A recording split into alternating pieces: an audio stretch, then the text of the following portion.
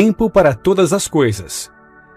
Tempo para todas as coisas é uma análise integral sobre um dos assuntos que mais desassossegam os seres humanos, o tempo. Este microbook é de grande auxílio para todos aqueles que desejam evitar as maldades de nossos dias e viver a plenitude das promessas de Deus. E aí, se interessou? Então venha conosco aprender, em 12 minutos, como tirar o máximo proveito do fenômeno tempo, a fim de construir para si e aqueles que o cercam uma vida repleta de significância e sucesso. Boa leitura! Contando o tempo.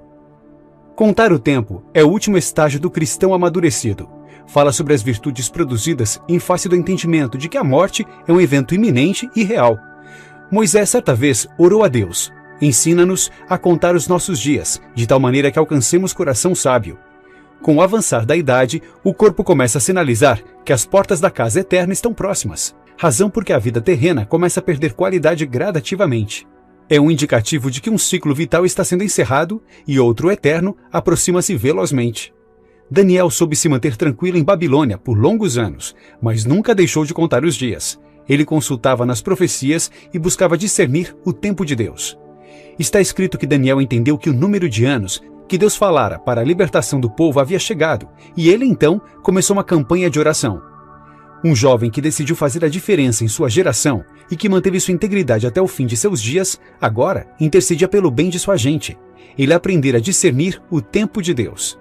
O grande problema de muitas pessoas é que elas deixam para pensar sobre o fim da existência terrena somente quando lhes restam bem pouco tempo.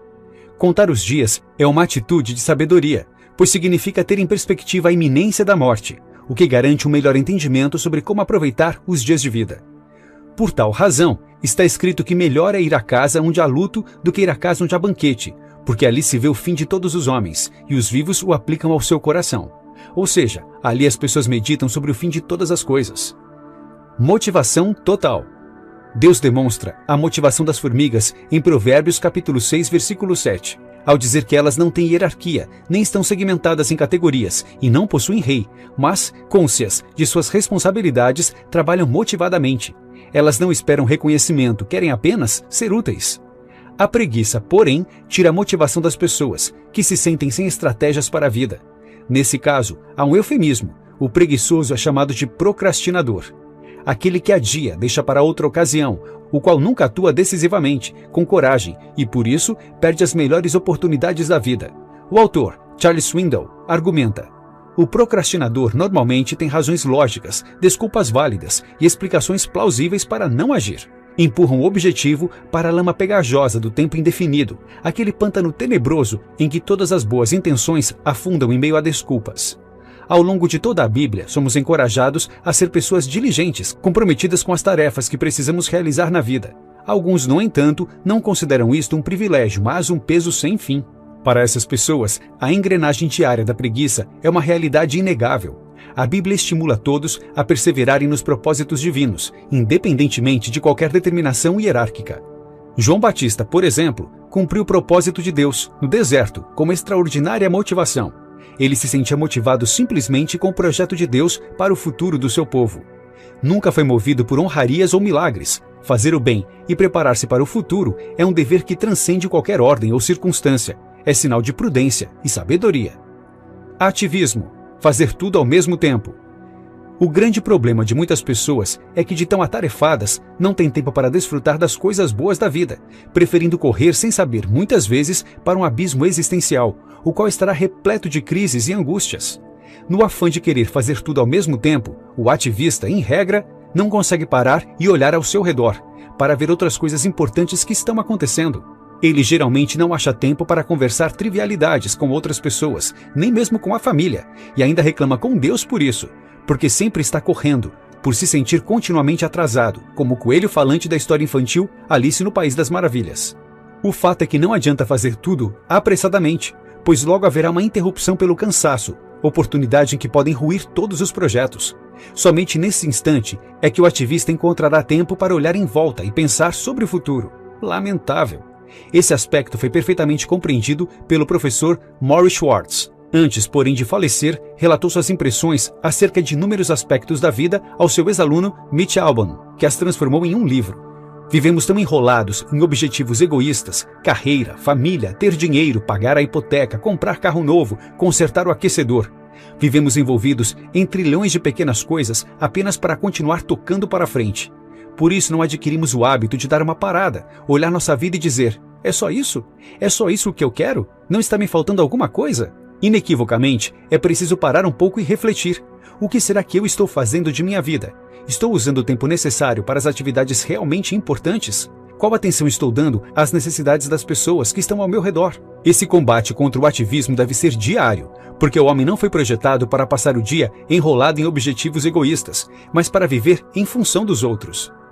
Por essa razão, os gestos de generosidade e altruísmo imprimem um maior sentimento de felicidade em quem os faz do que naqueles que são beneficiados.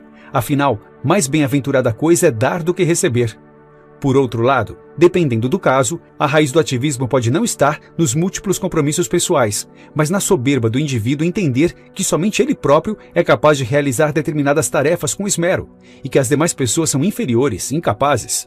Assim, não raras vezes, o ativista é alguém cheio de si mesmo, o qual, por tal razão, despreza o potencial daqueles que estão em volta. Sem dúvida, é muito comum as pessoas se darem bem ao superestimarem os outros, mas raramente aqueles que subestimam seus semelhantes por estarem ensimesmadas têm um final feliz. Isso faz lembrar uma frase atribuída ao editor Dwight L. Moody: Deus não despede ninguém vazio, exceto aqueles que estão cheios de si mesmos. A verdadeira riqueza. Todo mundo quer ser rico, mas a verdadeira riqueza não será achada enquanto a pessoa estiver longe de Deus, a suprema riqueza.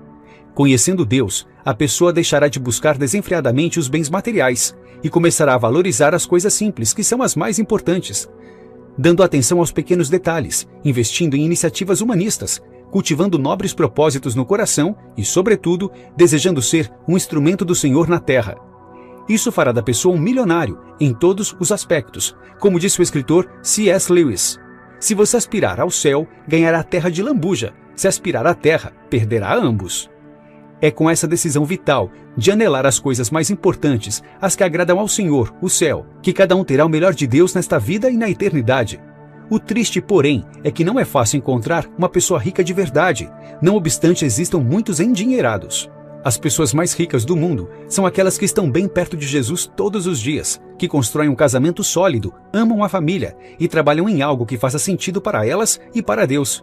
Phil Callaway afirma com razão que rico é o homem cuja mulher corre para seus braços, mesmo tendo as mãos vazias. De fato, a real noção de ser rico passa impreterivelmente pela posse de coisas que não podem ser consumidas pela traça, ferrugem, nem podem ser roubadas, como o amor de alguém que está ao seu lado. A atriz inglesa Judy Garland foi certa vez chamada de lenda por um repórter, ao que ela retrucou: se sou uma lenda, como você diz, porque estou sozinha. Vou lhe dizer uma coisa, tudo bem ser uma lenda, desde que tenha por perto alguém que te ame. Somente se vive uma vida que vale a pena se houver a descoberta do real significado da existência, Deus, a verdadeira riqueza. Ansiedade, a antecipação do tempo. A ansiedade, esse estado emocional que atinge milhões de pessoas ao redor do mundo, já foi denominada de a emoção oficial da nossa época, o mal do século, o fenômeno mais penetrante do nosso tempo, dentre outros. O fato é que qualquer pessoa pode padecer de ansiedade. Os estudos sobre isso são abundantes, mas o que pode ser considerado ansiedade? O conceito mais admitido na atualidade é de autoria do psiquiatra australiano Aubrey Lewis, que em 1967 aduziu a ansiedade como um estado emocional com a qualidade do medo, desagradável, dirigido para o futuro, desproporcional e com desconforto subjetivo. O século XXI, inequivocamente, pode ser considerado como a era da ansiedade. Os homens fazem antecipação do futuro de maneira irracional, cheios de medos, mesmo não existindo um fato contundente, objetivo e iminente que arrime tal receio. Esse medo irracional, essa preocupação exacerbada, marca notadamente as pessoas que não têm intimidade com Deus, pois está escrito que no amor não há medo, mas o perfeito amor lança fora o medo. Assim, conhecendo a Deus que é amor, a pessoa excluirá o medo e não haverá espaço para brotar a ansiedade. O sentimento de medo é uma das armas poderosas que Satanás utiliza para desestabilizar e destruir as pessoas. C.S. Lewis, com perspicácia contumaz, expõe os conselhos de um velho demônio, Fitafuso, ao seu sobrinho Verme Billy, desnudando a estratégia do inferno, o qual arrasou a que nada é mais eficaz que o suspense e a ansiedade para proteger a mente de um ser humano contra Deus, o nosso inimigo. A nossa tarefa demoníaca consiste em fazê-los pensar constantemente sobre o que lhes poderá acontecer. Mais adiante, Fitafuso conclui a abordagem dizendo que é fácil manipular o medo quando os pensamentos do paciente são desviados da causa do seu medo para o medo em si. Que coisa interessante! C.S. Lewis compreendeu que os demônios sugerem que as pessoas vivam em contínuo medo, como se isso fosse um estado de espírito ou a própria cruz que cada um tem de carregar. Dessa forma, o indivíduo não lutará contra tal sentimento, tornando-se prisioneiro na masmorra da emoção. Esse é o ponto perigoso. O medo, como um estado de espírito, funcionará como uma arma autodestrutiva, que se tornará mais relevante que o amor e a fé, um impedimento ao crescimento espiritual, um obstáculo às mudanças vindas de Deus. Por isso o medo, como estado de espírito, pode arruinar todos os sonhos, destronar todos os ideais, apequenar a alma. Morris Schwartz, no final da vida, demonstrou que entendeu corretamente como se relacionar com medo, esse inconveniente visitante que recorrentemente retorna, mas que nunca pode ser levado em consideração, nem jamais deve assumir o controle da situação. Ele disse: se deixarmos o medo lá dentro, se o vestirmos como quem veste uma camisa, podemos dizer: muito bem, é só medo, não vou deixar que ele me domine, é só medo e nada mais. Assim, o professor Morris Schwartz descreveu corretamente o modo como enfrentar os temores diários. É só medo e nada mais, vida que segue. Ademais, como dizia Charles Spurgeon, nossa ansiedade não esvazia os sofrimentos de amanhã, mas apenas esvazia as forças de hoje. Por isso, a ansiedade, esse deplorável estado emocional caracterizado, sobretudo, pela presença do medo quanto ao futuro, não é compatível com quem está cheio do Espírito Santo. Jesus, por exemplo, sempre enfrentou os maiores obstáculos corajosamente, sem temer, pois confiava em Deus, que expulsa todo o medo. Ele disse aos discípulos: eu afirmo a vocês, meus amigos, não tenham medo daqueles que matam o corpo, mas depois não podem fazer mais nada. Dessa forma, o Senhor estava blindando seus seguidores da ansiedade, pois ela só sobrevive na ambiência do medo. A situação é tão séria que a Bíblia diz que os medrosos não entrarão no reino de Deus. Nesse sentido, o Senhor ainda contou a parábola em que um homem, por medo, enterrou os talentos emprestados pelo seu patrão, sendo por tal razão severamente punido. Assim, Jesus estava outorgando aos discípulos a visão correta, nutrindo-os da ousadia do Espírito Santo para enfrentar os desafios da vida cristã. Ele estava incutindo-lhes esperança e fé, uma linguagem própria do Espírito Santo. Nunca desanime, pois sempre haverá um final feliz para quem confia em Deus. Não temas, dias melhores virão. A suprema perda de tempo. O Senhor, como bem supremo, deseja que todos os homens acertem o alvo, mas quando erram, isto é, vivem em pecado, perdem o que há de melhor na vida e no tempo. Esse conceito, embora verdadeiro à luz das Escrituras, é percebido exatamente ao contrário quando a análise é feita sob o prisma do materialismo. Perder tempo é, para a cultura e filosofia dominantes no mundo, não aproveitar todos os prazeres terrenos. Observe-se esse exemplo paradigmático. Como objetivo dar sentido à sua vida, de maneira que ela não fosse uma perda de tempo, Ernest Hemingway, um celebrado romancista do século XX, que afirmava que Deus não existia, decidiu viver de maneira libertina. Para isso, ele se comprometeu consigo mesmo a provar os prazeres a fundo, experimentaria tudo, sentiria tudo e faria tudo. No fim da vida desiludido, cometeu suicídio. Uma triste história, porém, infelizmente, milhões de indivíduos estão trilhando inadvertidamente a mesma estrada. Por ano, segundo a Organização Mundial da Saúde, aproximadamente 800 mil pessoas cometem suicídio, sendo que para cada morte por suicídio há outras 20 tentativas. Ou seja, por ano, no mundo, algo em torno de 16 milhões de pessoas tentam dar cabo à sua própria existência, sendo esta, por isso, a segunda causa de morte entre jovens de 15 a 29 anos.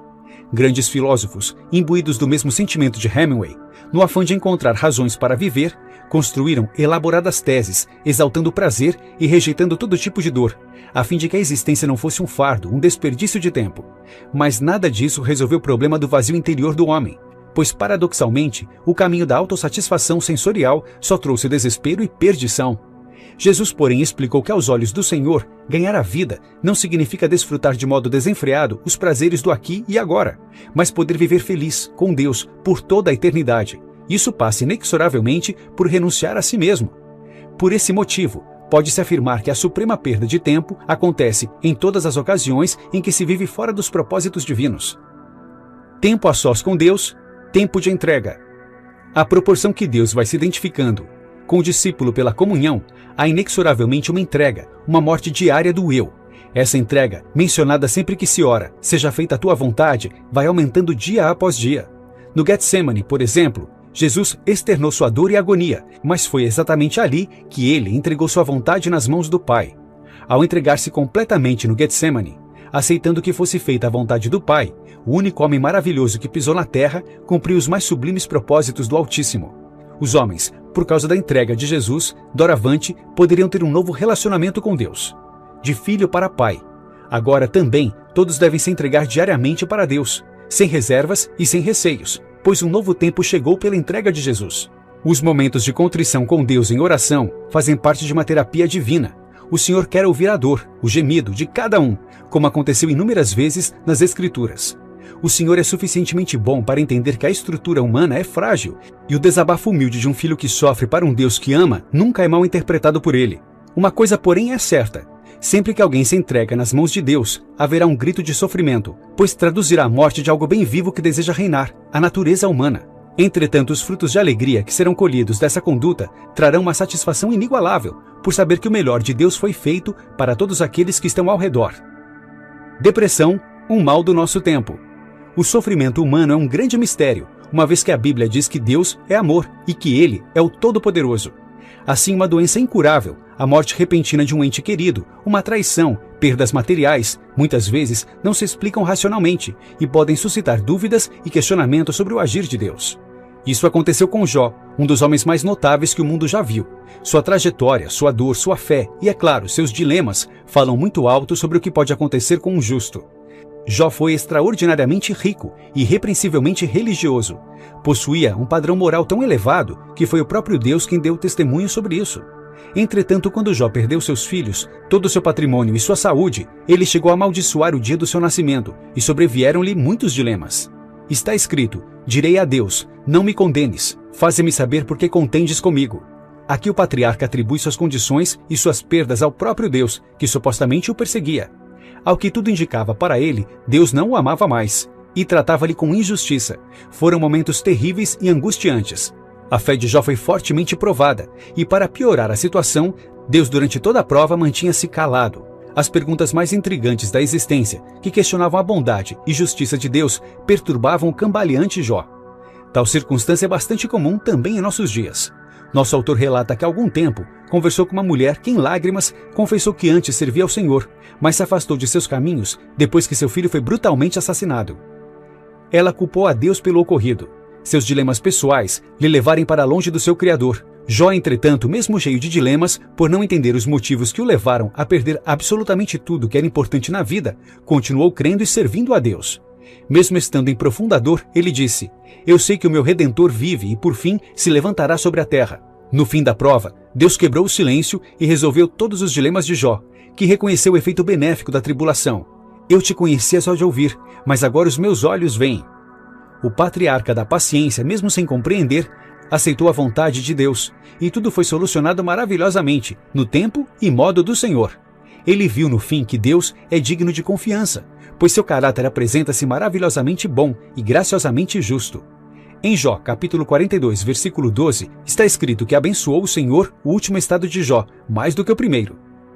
Deus não ficou devendo nada a Jó, como não fica devendo nada a ninguém. Se alguém é fiel a ele, ainda que se envelheça na terra a sua raiz e o seu tronco morra no pó, ao cheiro das águas brotará e dará ramos.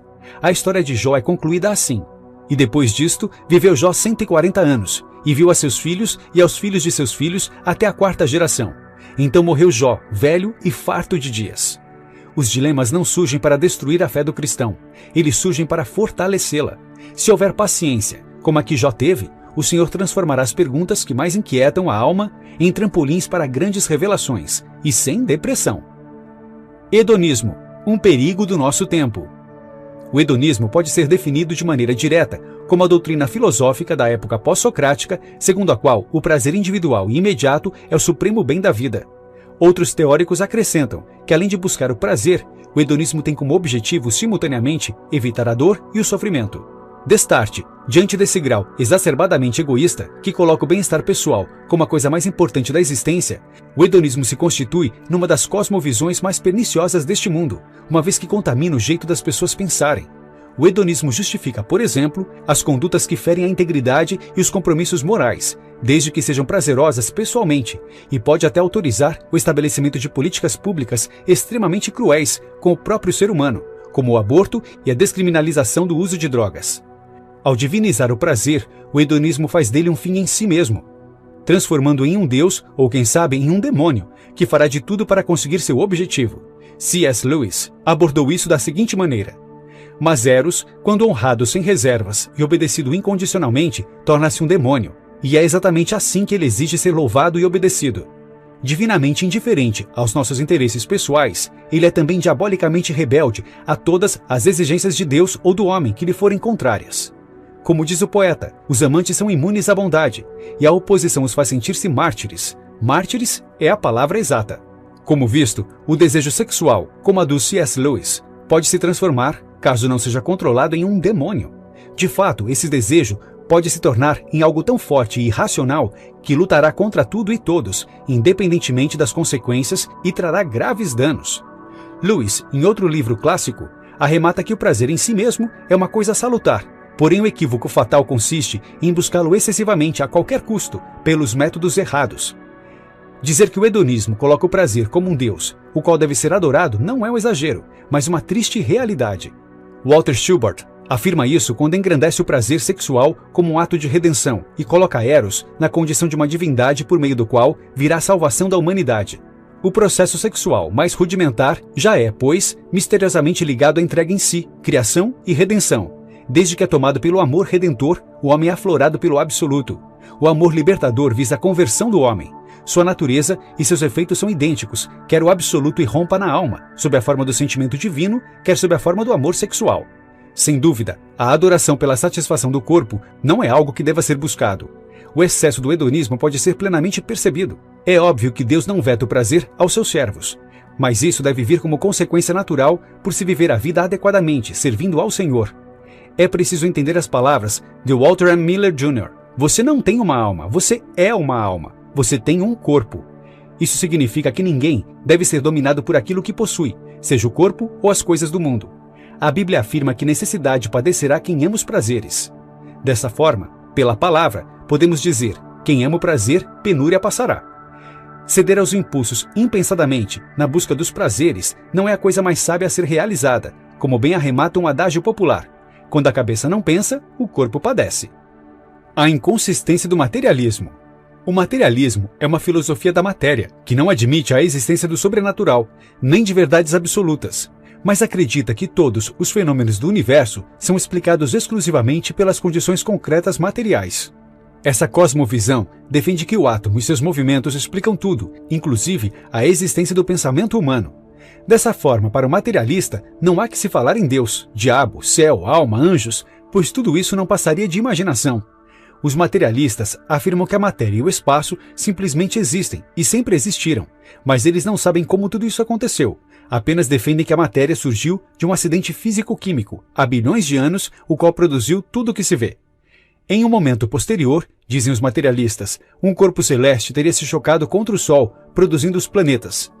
Numa chance infinitesimal, substâncias químicas se agruparam em determinado planeta e, tendo acontecido as condições adequadas de temperatura, depois de uma grande desordem inicial, por acaso a matéria inorgânica ganhou vida própria. Em seguida, por uma série de coincidências estatisticamente inacreditáveis, o ser vivo unicelular se desenvolveu e, no fim de uma longa evolução, surgiram os seres inteligentes, tudo isso por acaso. Como se percebe, o materialista precisa ter uma fé incrivelmente grande, maior até que a dos cristãos, para acreditar que a origem do universo e da vida possa ser assim explicada. Crenças religiosas. As pessoas estão ávidas por prosperidade material. Muitas acreditam que não basta apenas chegar ao topo das conquistas sociais e econômicas. O mais importante é manter-se lá. Essa ideia simpática dificilmente pode ser confrontada, salvo se for feita uma análise sob o prisma da eternidade. É a partir desse exame que se poderá observar o perigo da teologia da prosperidade. C.S. Lewis fez uma abordagem extraordinária em poucas palavras, trazendo a visão do demônio sobre essa questão. A prosperidade faz com que o homem fique preso ao mundo. Ele sente que está encontrando seu lugar no mundo, quando na verdade é o mundo que encontra lugar nele. Sua reputação crescente, seu círculo de amizades cada vez maior, sua sensação de importância, a pressão cada vez maior do trabalho que lhe agrada e o absorve. Tudo isso causa nele a sensação de estar em casa no mundo, que é exatamente o que queremos. Infelizmente, muitas pessoas têm sido enganadas com essas crenças, que não provêm das Escrituras, como no caso a seguir. Jim Bakker foi um televangelista norte-americano muito conhecido nas décadas de 1970 e 1980. Ele pregava que o crente que tem fé não poderia ser pobre nem doente, pois tudo isso era maldição. Bakker foi um pastor muito rico. Em 1987, entretanto, começou a trajetória descendente ao ser descoberto que mantinha um caso extraconjugal com sua secretária, e mais adiante, em 1989, foi condenado a 45 anos de detenção pelos crimes de violação de correspondência e realização de grampos telefônicos ilegais. A vida de Estrela desmoronou completamente. Quando saiu em liberdade, após cumprir 5 anos em uma prisão federal, lançou o livro Eu Estava Errado, em que descreve como suas crenças religiosas eram deformadas e como prejudicou as pessoas com seus ensinamentos hereges. Jim Bakker, por exemplo, dizia que ninguém orasse seja feita a tua vontade, quando queriam um carro novo, pois bastava pedir e o Senhor teria que fazer. Ele mandava as pessoas se apaixonarem pelo dinheiro, pois Deus desejava que todo mundo fosse rico e sem problemas. Enquanto estava na penitenciária, ele começou a estudar a palavra de Deus e entendeu seu grande erro. Como aconteceu a Jim Bakker, o qual usava indevidamente o púlpito de uma igreja evangélica para falar contra os ensinamentos da Bíblia Sagrada, não obstante aparentemente a defendesse. Existem inúmeras personalidades evangélicas que propagam desvios doutrinários importantes, tais como misticismo, a teologia liberal, teísmo aberto, dentre outros, que quando dizem interpretar a Bíblia, exibem esnobismo intelectual e conceitos humanos e diabólicos, mas não interpretação genuína. Hoje, porém, grande parte da pregação evangélica em muitos lugares perdeu sua feição genuinamente bíblica e, portanto, transformadora, tornando-se uma erva daninha que tem causado sérios danos à lavoura de Deus. O milagre nosso de cada dia. A fé vai além da razão, pois por intermédio dela se enxerga com os olhos de Deus realidades que estão além do alcance da visão ocular. É atribuída a Corrie ten Boom a seguinte afirmação: a fé é como um radar, que vê através da neblina a realidade das coisas, a uma distância que o olho humano não seria capaz de ver. Lauren Cunningham, fundador da agência missionária Jocum, Jovens com uma Missão, relata que no início da década de 1980, o navio Anastasis, com o qual faziam a obra de Deus, estava sendo consertado em um porto por 175 jovens. Esses jovens com pouco dinheiro moravam precariamente e alimentavam-se basicamente de arroz, feijão e pasta de amendoim. Certo dia, um deles estava na praia e de repente 12 peixes pularam sobre as rochas e caíram numa poça d'água pequena formada pela maré. Ele os apanhou e levou o complemento do jantar para os outros missionários. Dias depois, um grande atum saltou do mar para a praia, fazendo com que o maior número de pessoas comessem um pedaço de peixe. Passados alguns dias, uma missionária estava orando na praia e, subitamente, os peixes começaram a pular para fora da água. Ela conseguiu pegar 210, os quais foram muito úteis à alimentação da equipe missionária. Por fim, decorridos mais alguns dias, houve um grande alvoroço no alojamento missionário. Todos afluíram para a praia com baldes, bacias, sacos, etc. Numa faixa de 150 metros da praia, os peixes pulavam para a terra em profusão. Os jovens passaram cerca de 45 minutos apanhando a provisão do Senhor para aqueles dias de escassez. No fim contaram 8.301 peixes, o que correspondia a mais de 1 tonelada. Os moradores daquela região nunca tinham visto tal coisa. Na beira da praia, cheios de júbilo, os crentes celebraram um culto de ação de graças. Esse testemunho mostra um exemplo de um milagre nosso de cada dia. São fatos diversos, alguns aparentemente inexpressivos, outros inusuais, pequenas gentilezas incomuns, provisões inesperadas. Enfim, trata-se de invasões de Deus no cotidiano da vida, que demonstram o grande amor do Senhor pelos seus escolhidos, que vivem pela fé. A crença na possibilidade de que existe um Deus imanente que intervém neste mundo oferece um upgrade em qualquer ideia, pois disponibiliza caminho e soluções que nenhum outro raciocínio pode oferecer. Vitória sobre a morte. A morte, o mais impiedoso e ao mesmo tempo justo e benevolente evento deste lado da vida, tem assombrado os homens desde o início. Ela é impiedosa porque não retroage em face de súplicas. É justa porque retribui corretamente o pecado e é benevolente por evitar que o mal do pecado dure em nós para sempre. C.S. Lewis declara que a morte é um dispositivo de segurança, porque o homem, uma vez decaído, se não morresse, teria como único e triste destino a imortalidade natural sob o domínio do pecado. Assim, vivendo pelos séculos infindos, as cadeias do orgulho e da lascívia se multiplicariam, tornando o pecado no homem cada vez maior e mais complexo. Dessa maneira, o ser humano progrediria da singela categoria de criatura decaída à condição de um demônio ou coisa parecida, possivelmente sem qualquer chance de redenção. Com o advento da morte, porém, esse perigo foi evitado. Essa é certamente uma das causas que justifica a sentença: o salário do pecado é a morte. A morte, assim, mesmo sendo sob esse o último argumento, uma bênção para a raça humana decaída, porque evita algo pior: será definitivamente destruída pelo Senhor. Frank Harrington e Roger Stronstad afirmam: a frase "tragada foi a morte na vitória" origina-se de Isaías, capítulo 25, versículo 8. Em uma passagem paralela, o apóstolo fala daquilo que é mortal sendo absorvido pela vida. Paulo está confrontando a morte, dizendo que para o crente, seu aguilhão e sua vitória são somente temporários. Portanto, para o crente, cujos pecados foram perdoados, a morte já não tem nenhum aguilhão. A morte é ganho, não perda. A morte, juntamente aos inimigos que trouxeram a morte a todos, isto é, o pecado e a lei, foram vencidos pela ressurreição. Quando a morte for derrotada pelo Senhor, haverá uma grande alegria, não porque haja o interesse de perpetuação da vida no corpo físico, mas porque significará a derrota final do pecado, pois a morte só existe na ambiência do pecado. No dia do arrebatamento, assim, antes de entrar na dimensão celestial, onde não há pecado, os corpos fracos e mortais dos crentes serão transformados em corpos cheios de glória para viverem a eternidade com Deus. Essa será a chancela da vitória sobre o mal. Notas finais. Um dos acontecimentos da natureza que mais inquietam o homem, sem dúvida, diz respeito ao fenômeno do tempo, pois ele traz consigo incógnitas insuperáveis ao ser humano, na medida em que Deus colocou no coração do homem não a temporalidade, mas a eternidade. Ou seja, a matéria submete-se à linha cronológica, temporal, mas a parte imaterial do ser humano anela um tempo sem fim, a eternidade. Nesse sentido, surge um conflito existencial, ontológico, bem identificado por Platão, o qual dizia que o homem, ao longo dos séculos, jamais se contentou e jamais se contentará em dar a si mesmo o estatuto da transitoriedade e da corruptibilidade. Assim, o anelo humano é ter uma existência isenta de limitação temporal, mas acha-se submetido ao pesado jugo da finitude. Há milênios, muitos estudiosos se debruçam sobre o enigmático tema do tempo.